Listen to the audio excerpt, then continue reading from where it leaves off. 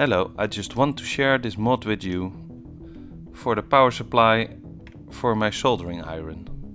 I came across lots of videos about this iron, so there are other people with the same problems. In my case, I had two versions of the same board with small differences.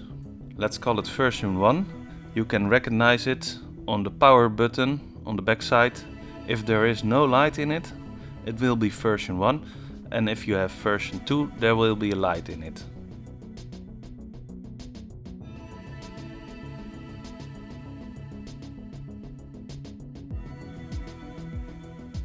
And on the back of the board, please check for any solder joints that are quite lumpy or could get in contact with the case. Also, on the inside of the box, you could put some isolation in form of tape. And for version 1 and for version 2, it is advised to snap off a tiny bit of this heatsink because it's quite close to the tracks on the PCB. And if you have version 1, the one with the button, the power button without any LED in it, you probably have a bad capacitor in the main voltage. So that is the big one, and it is advised to replace that one, or at least keep an eye on it. Now, this is not a new thing.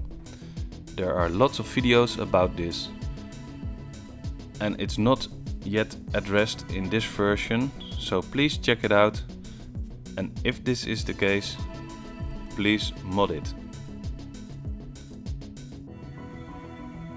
What I have done to my second soldering iron is made it portable.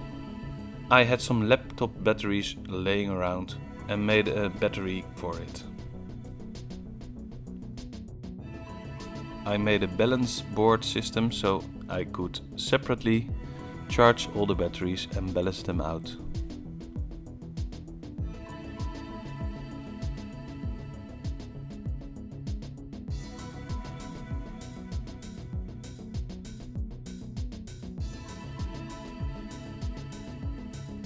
The battery voltage is almost the same as it would with the power supply, so there is almost no lag with the startup.